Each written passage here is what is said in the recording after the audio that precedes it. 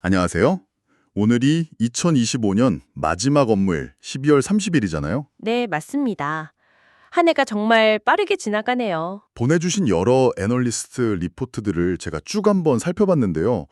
어, 연말이라 그런지 네, 마치 약속이라도 한 것처럼 자료들을 관통하는 어떤 거대한 흐름 같은 게 보이더라고요. 바로 그거죠. 2026년의 전환점. 이 키워드가 딱 떠오르지 않으셨나요? 맞아요. 바로 그거예요. 분야는 정말 제각각인데 이상하게도 2025년에 좀 힘들었던 걸 딛고 내년에 본격적으로 실적이 좋아질 거다. 이런 전망이 공통적으로 담겨 있었거든요. 네, 그래서 오늘은 이 점들을 하나씩 연결해서 2026년에 펼쳐질 큰 그림을 함께 그려보려고 합니다. 좋습니다. 오늘 다룰 산업이 보험, 또 첨단 소재, 조선, 그리고 게임. 언뜻 보면 전혀 상관없어 보이는데 이 분야들 사이에 어떤 숨겨진 연결고리가 있는지 한번 파헤쳐 보겠습니다. 네, 개별 기업의 소식을 넘어서 그 뒤에 있는 거대한 변화의 물결을 읽어내는 것. 그게 오늘 우리의 목표라고 할 수 있겠네요. 그럼 첫 번째 이야기부터 시작해 볼까요? 우리 모두에게 아주 익숙한 보험료 인상 소식입니다. 네. 보통 보험료 오른다고 하면 한숨부터 아우기 마련이잖아요. 그렇죠. 그런데 보내주신 대신증권의 현대해상 보고서를 보니까 이게 보험사 관점에서는 그냥 가격 인상? 그 이상의 의미가 있더라고요. 네, 맞습니다. 일단 표면적인 사실부터 좀 보면요. 2026년부터 실손 보험료가 평균 7.8% 오릅니다. 7.8%요? 네. 그런데 이게 세대별로 인상률이 크게 달라요. 예전 1, 2세대 상품은 뭐 한 3에서 7% 정도로 소폭 오르는데 비교적 최근 상품인 3, 4세대는 네, 이거 정말 큰 폭인데요. 근데 이게 왜 하필 현대해상이라는 기업에게 특히 더 중요한 뉴스가 되는 걸까요? 그게 이제 현대해상이 국민 손해보험사 중에서요, 실손보험 가입자를 가장 많이 보유하고 있거든요. 아하, 즉, 실손보험의 손익구조가 개선되면 그 혜택을 가장 크게 보는 회사란 뜻이죠. 근데 진짜 중요한 반전은 따로 있습니다. 반전이요? 예, 바로 도수치료가 관리급여 항목으로 포함됐다는 점입니다. 아, 도수치료. 저도 주변에서 실손으로 도수치료 받는다는 얘기 정말 많이 들었는데 이게 그렇게까지 큰 영향을 미쳤나요, 실적에? 상상 이상입니다. 보고서를 보면 현대해상이 이 도수치료 때문에 지급하는 보험금이 연간 약 3천억 원에 달한다고 추정될 정도였어요. 3천억이요? 와, 네, 엄청난 재정적 부담이었죠. 그런데 이게 관리급여로 들어왔다는 건 좀 쉽게 말해서 이제 건강보험의 직접적인 통제와 관리 아래 놓인다는 뜻이에요. 아하, 그러니까 예전처럼 병원에서 부르는 게 값이고 환자는 뭐 거의 무제한으로 받을 수 있던 그런 구조가 아니라 맞아요. 이제는 정해진 횟수나 기준에 따라서만 보험 적용을 받을 수 있게 일종의 통제 장치가 생겼다 이런 말씀이시군요. 정확합니다. 과잉 진료로 줄줄 새던 그 수도꼭지를 잠그는 효과가 있는 거죠. 네네. 애널리스트는 이 3천억 원의 부담액이 단 10%만 줄어도 회사 입장에서는 연간 300억 원이 그냥 고스란히 이익으로 남는 셈이라고 계산하더라고요. 와, 300억 원. 정말 엄청난 숫자네요. 그럼 KICS 비율 문제 때문에 배당도 못하고 힘들었다 이런 얘기가 있었는데. 네, 그랬었죠. 그러니까 그 KIC라는 게 뭐랄까 보험사의 재무 건전성을 보여주는 새로운 체력 테스트 같은 거잖아요. 맞습니다. 기준이 아주 깐깐해졌죠. 그 기준 때문에 돈을 벌어도 주주들한테 못 나눠주고 계속 쌓아둬야만 했던 건데 이제 그 족쇄가 풀릴 수 있다는 아주 강력한 신호로 볼 수 있겠네요. 네, 보고서는 바로 그 정상화라는 키워드에 주목하고 있습니다. 2026년이 비로소 모든 것이 제자리를 찾는 첫 해가 될 수 있다 이겁니다. 아, 물론 이건 도수 치료 관리가 계획대로 잘 이루어진다는 전제가 깔린 약간 기대 섞인 전망이긴 합니다. 정부 정책 하나가 이렇게 기업의 운명을 바꿀 수 있다니 아주 흥미로운 사례네요. 이런 외부 환경의 변화가 기회가 되는 흐름이 중공업 관련 보고서들에서도 아주 뚜렷하게 보이던데요. 맞습니다. 배터리 핵심 소재를 만드는 DI 동일, 그리고 거대한 배를 만드는 대한조선 두 회사 모두 그렇죠. 네. 먼저 DI 동일 이야기부터 해볼까요? 여기가 2차 전지에 들어가는 얇은 알루미늄 박을 만드는 곳인데 유진투자증권 보고서를 보니까 2025년 실적은 썩 좋지 않았어요. 아, 그랬나요? 네, 자회사 합병 과정에서 일회성 비용이 좀 발생했고 다른 자회사 실적도 부진했기 때문이죠. 그럼 2026년은 그야말로 깨끗한 슬레이트에서 다시 시작하는 셈인데 이 회사가 준비하고 있는 비장의 카드는 뭔가요? 두 가지가 있습니다. 첫째는 2025년에 그 일회성 비용이 사라지면서 생기는 기저효과. 그리고 둘째가 훨씬 중요한데요. 네, 그게 뭔가요? 바로 생산 라인을 대폭 늘린다는 겁니다. 기존에 5개 라인이 있었는데 여기에 3개 라인을 추가해요. 근데 흥미로운 점은 이 신규 라인들이 대부분 LFP 배터리용 코팅박을 생산한다는 점이에요. LFP 배터리. 요즘 전기차나 에너지 저장 장치 얘기할 때마다 빠지지 않고 나오는 이름이네요. 그렇죠. 마침 함께 보내주신 하나증권의 ESS, 그러니까 에너지 저장 장치 보고서를 보니까 이 둘 사이에 아주 직접적인 연결고리가 있더라고요. 그렇습니다. 바로 그 보고서를 보면 2025년 11월 한 달 동안 전 세계에 새로 설치된 ESS의 91%가 LFP 배터리를 사용했어요. 91%요? 와. 네, 가격 경쟁력이랑 안정성을 무기로 사실상 시장을 그냥 평정한 거죠. 이건 뭐 그냥 대세가 아니라 거의 표준이 되었다고 봐야겠네요. 바로 그겁니다. DI 동일의 이번 증설은 그냥 공장을 늘리는 그런 차원이 아니에요.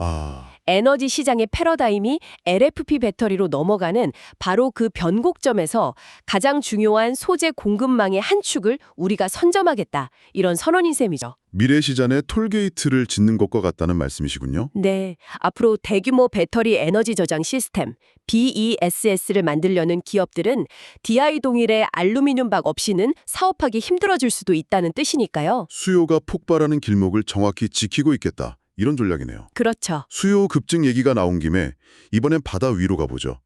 대한조선에 대한 NH투자증권 보고서는 정말 인상적이었습니다. 네, 저도 아주 흥미롭게 봤습니다. 특히 영업이익률이 22.6%라는 숫자가 딱 눈에 띄더라고요.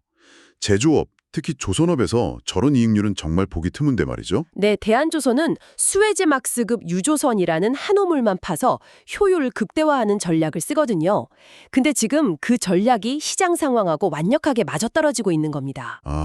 현재 이 유조선의 하루 운임 수익이 5년 내 최고치인 7만 9천 달러에 달하는데 손익분기점이 한 3만 달러 수준인 걸 감안하면 이건 뭐 그냥 돈을 쓸어 담고 있는 거죠. 아니 왜 이렇게 운임이 높은 거예요? 그냥 원유 수요가 많아서 그런 건가요? 그 이면을 좀 들여다봐야 합니다. 두 가지 요인이 복합적으로 작용하고 있어요. 네. 첫째는 공급 제약입니다.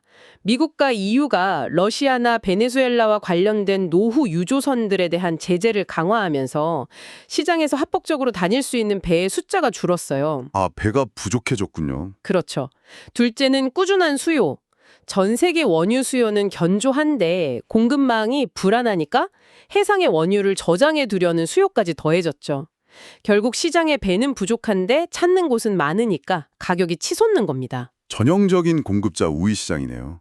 그럼 지금 이렇게 돈을 잘 버는 해운사들이 가만히 있지는 않을 텐데 앞으로 전망은 어떤가요? 보고서는 바로 그 지점을 아주 긍정적으로 보고 있습니다.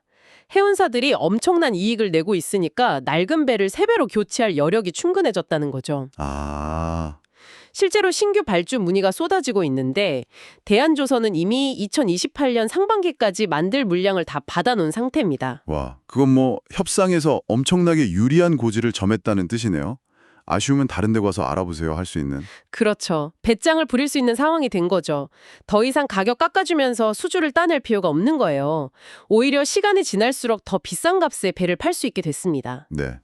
보고서는 이런 흐름이 2026년까지 계속될 거라고 전망하면서 앞서 본 DI 동일처럼 높은 수익성에도 불구하고 여전히 주가가 저평가 상태라고 분석하고 있습니다. 듣고 보니 정말 재미있네요.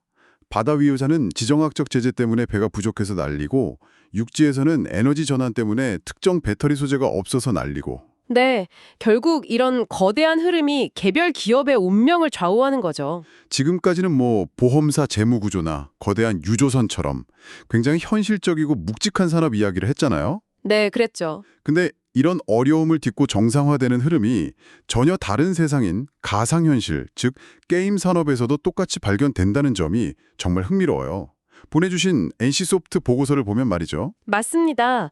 NH투자증권에서 나온 NC소프트 보고서는 단기 전망과 장기 전망을 아주 명확하게 구분해서 보고 있더라고요. 우선 단기적으로 2025년 4분기 실적은 시장 기대치를 좀 밑돌 걸로 예상됩니다. 잠깐만요. 4분기 실적이 기대에 못 미칠 거라면서요?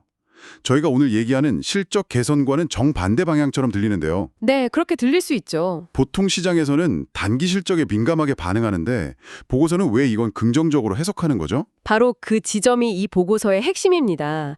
실적이 부진한 이유가 신작 아이온2의 성공적인 출시를 위해서 어마어마한 마케팅 비용을 썼기 때문이거든요. 아, 비용 때문에? 네.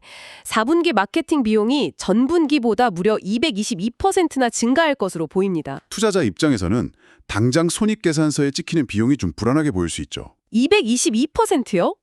정말 모든 걸 쏟아 부었네요.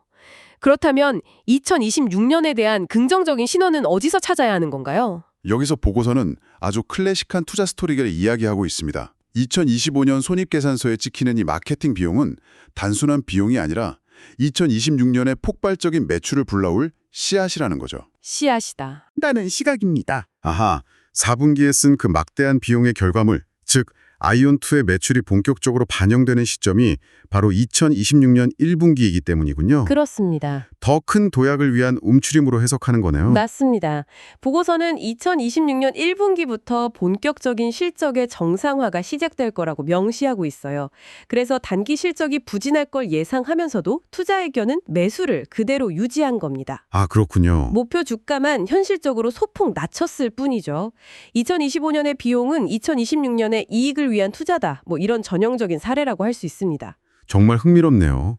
이렇게 보험, 소재, 조선, 게임, 서로 전혀 다른 산업들을 살펴봤지만 2026년을 향한 하나의 공통된 서사가 보입니다. 네. 각자의 방식으로 힘든 시기를 지나 정상화의 길로 들어서고 강력한 거시적 트렌드를 기회로 활용하고 또 미래를 위한 투자의 결실을 기대하는 그런 모습이요. 여기서 한 가지 더 짚어볼 점은 이 모든 변화가 아주 구체적인 외부 사건들로부터 촉발되었다는 겁니다. 네, 맞아요. 보험 정책의 세부 조항 하나가 바뀌고 특정 국가 선박의 제재가 가해지고 LFP라는 특정 배터리 기술이 대세로 떠오르는 그런 사건들이요.